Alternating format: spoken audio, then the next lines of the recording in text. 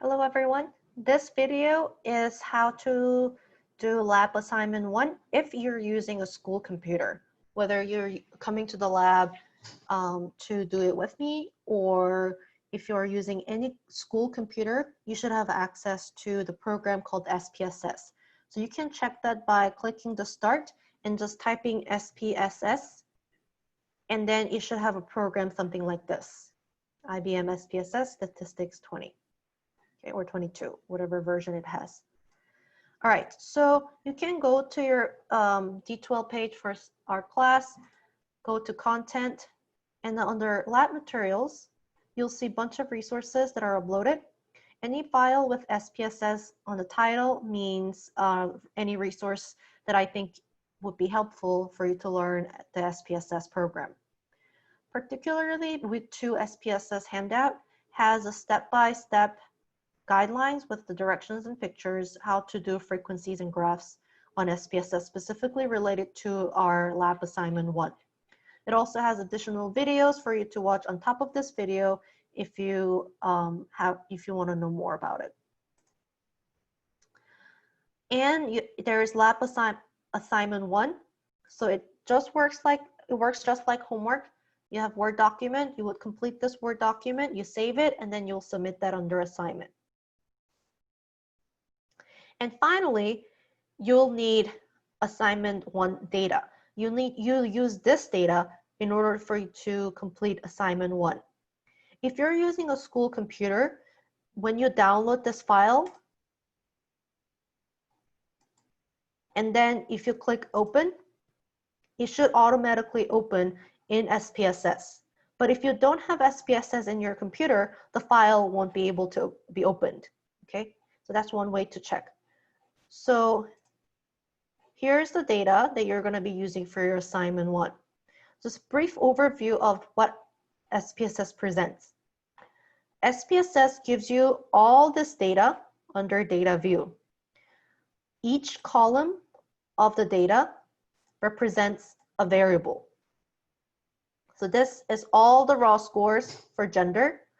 This is all the raw scores for class. This is all the raw score for cumulative GPA, and so on.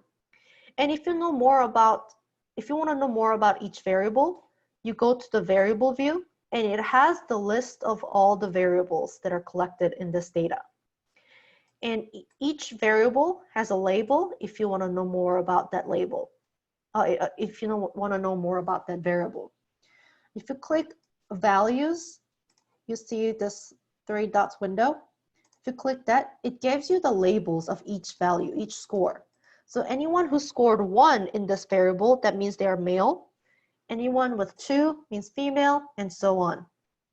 Okay, so if you go back to the data view, look under gender. So this score 2 means female, this score 1 means male, and so on, right?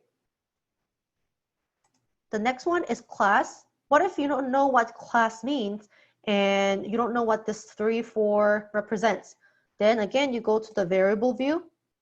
Class actually meant class standing, and then values mean 1 means freshman, 2 means sophomore, and so on. So now you know what each score meant in that particular variable. You can also choose the type of measurement scale for each variable. So gender is categorical, so it's nominal. Class is categorical, but with order, so it's ordinal.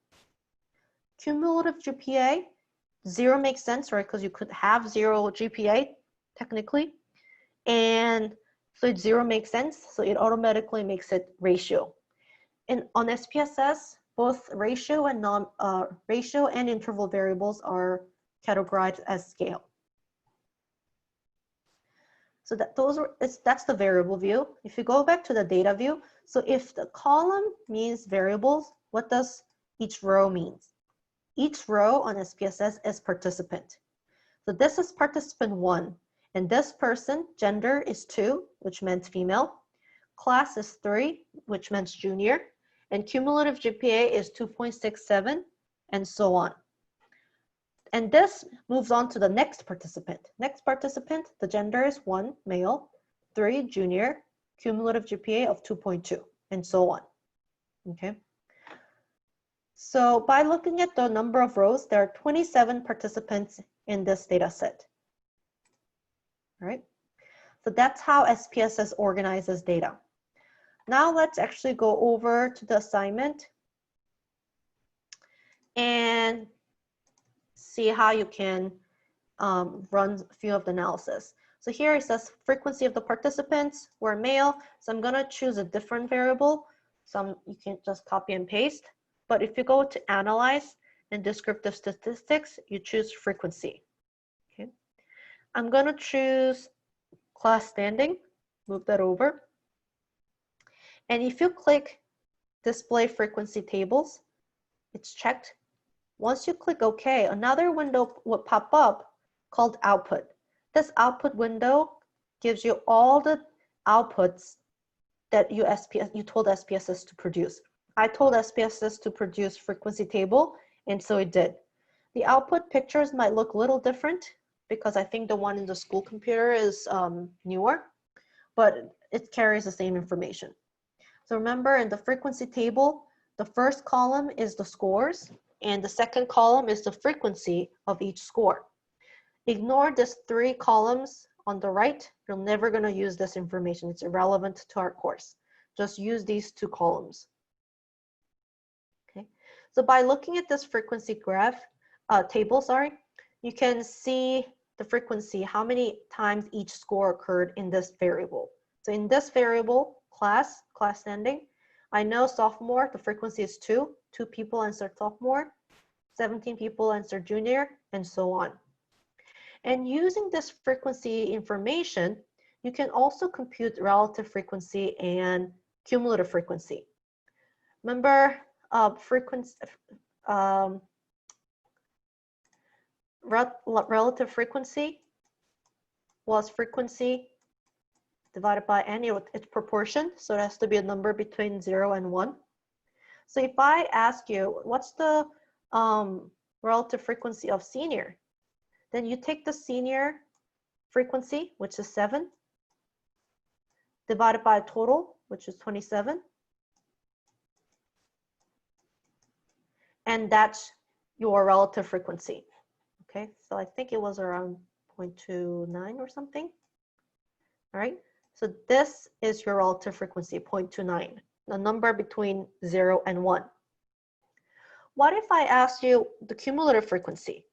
So if I ask, what is the cumulative frequency of junior? Cumulative frequency is number of all the frequencies added at that score and everything below. The junior is at that score and everything below. So everything below junior is sophomore. So you would take this frequency and add all the frequencies below junior.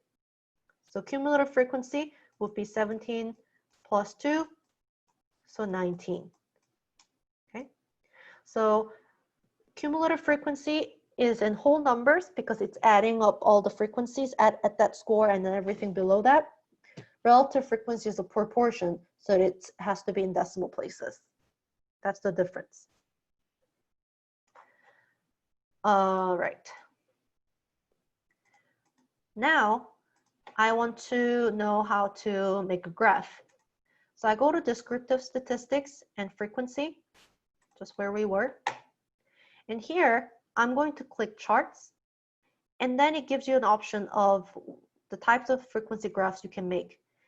And remember, you use bar charts or histogram depending on the type of variable you have. The class standing is an ordinal variable and it's discrete because decimals don't make sense, right? And for discrete variables where decimals don't make sense, you use bar charts. So I click bar charts and click continue.